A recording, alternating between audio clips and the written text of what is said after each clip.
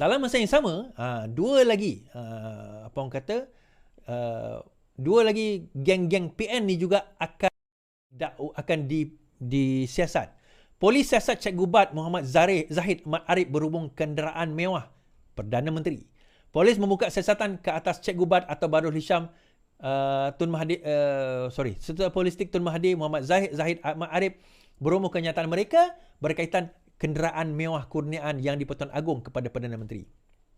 Kata Ketua Polis Negara Razudin Hussein berkata siasatan dijalankan mengikut Seksyen 4 Akta Hasutan.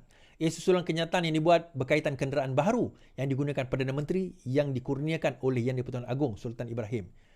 Kita sedang melengkapkan kertas siasatan dan akan memanggil mereka berdua bagi membantu siasatan. Beliau berkata demikian ketika ditemui setelah Majlis Pemakaian Lancana. Okey.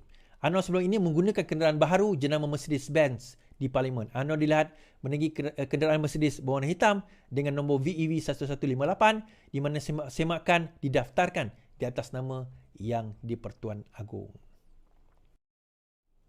Satu benda tuan-tuan, kereta Jaguar yang Anwar punya tu pun dah lama. Satu. Kedua, itu pun bukan kereta Anwar sebenarnya, orang bagi. Yang ni pun Yang di-Pertuan Agong bagi. Tetapi biasalah, diorang ini mempertikaikan kenapa Yang di-Pertuan Agong bagi. Bukankah itu satu rasuah? Ini saya tak kata mereka kata, tapi ini tanggapan yang mereka kata, mereka bawa. Now, bila kita sebut rasuah, soalan kita yang pertama, Yang di-Pertuan Agong dapat projek apa? Apa balasan balik Yang di-Pertuan Agong dapat sebab bagi hadiah kepada Anwar Ibrahim? Soalan kita kedua, adakah Yang di-Pertuan Agong tidak boleh memberikan apa-apa hadiah kepada sesiapa sahaja? Itu soalan kita yang kedua. Sebab kalau kita lihat daripada segi apa yang kita ada sekarang ini, nah, kalau kita tengok dalam rasuah tu sendiri, dia mesti melibatkan suapan. Dia mesti ada pemberian, maksudnya ada timbal balik. Kemudian yang ketiga, dia mesti ada mens rea, niat jahat.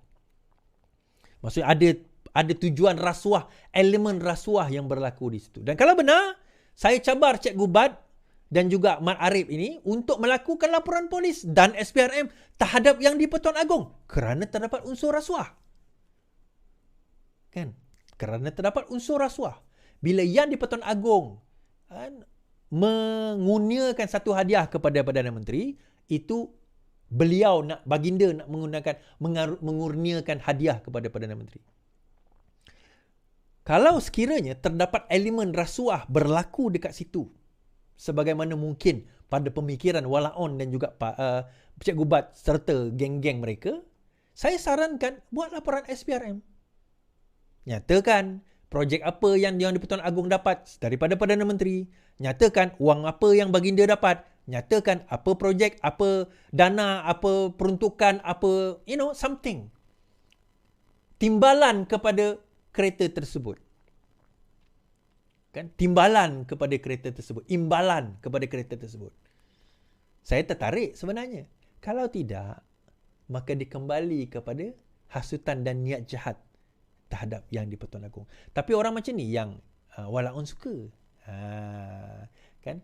Orang macam ni yang Walaon suka. Okay?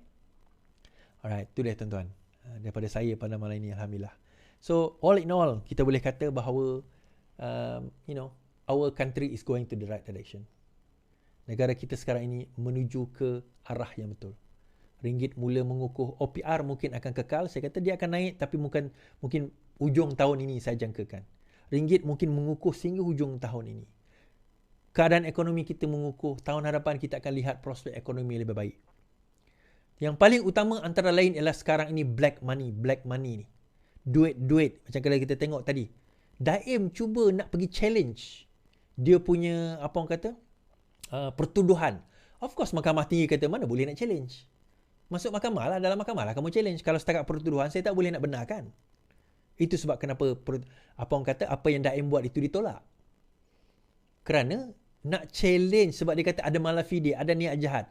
Apa niat jahat SPRM? Apa keuntungan kalau SPRM pergi saman, pergi tangkap Daim Zainuddin? Tak ada keuntungan. So, buktikan dekat mahkamah, hakikatnya tidak ada black money, tidak ada unsur-unsur penyelewengan, tidak ada unsur-unsur lari dari bayar cukai. Okey, saya tertarik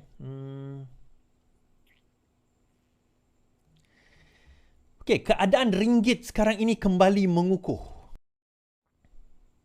Ringgit meningkat berbanding dolar USD menjelang pengumuman OPR. Untuk makluman tuan-tuan dan puan-puan, pada 7 hari bulan ini ada pengumuman OPR, Overnight Policy Rate, ataupun kadar semalaman, kadar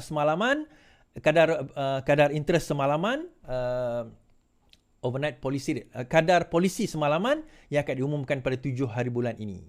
Ringgit ditutup tinggi berbanding US dollar. Kalau kita tengok RM4.72 pada hari ini berbanding dengan USD. Kalau kita tengok carta ni pun dia dah mula menurun. Arti kata ringgit mula mengukuh berbanding dengan USD.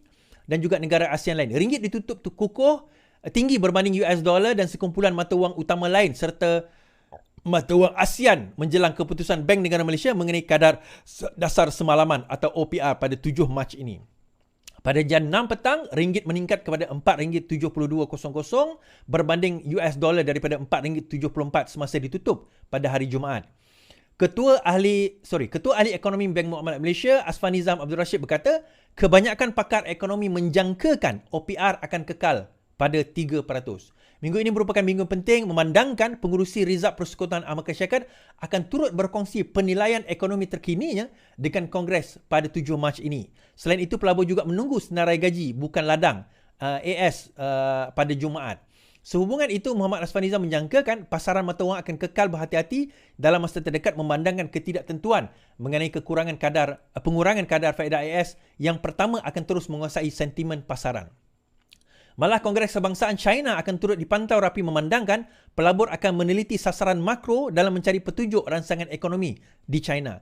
Dalam negara, ringgit diniaga lebih tinggi berbanding sekumpulan mata wang utama di rantau.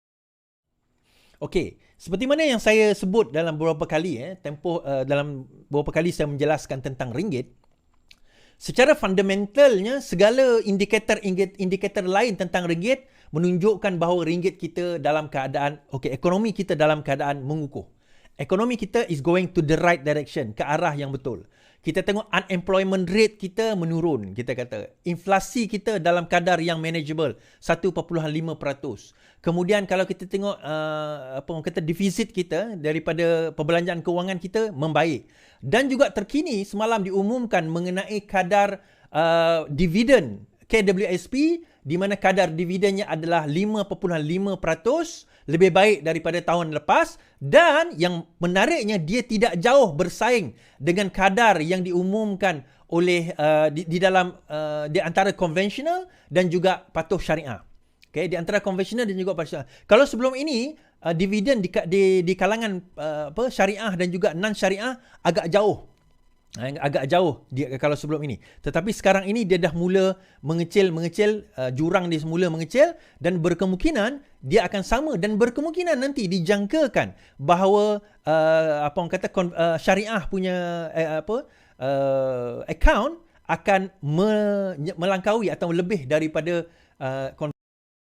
So kalau kita tengok kadar dividen KWSP berbanding, kita ambil 2020, konvensional 5.2, syariah 4.9.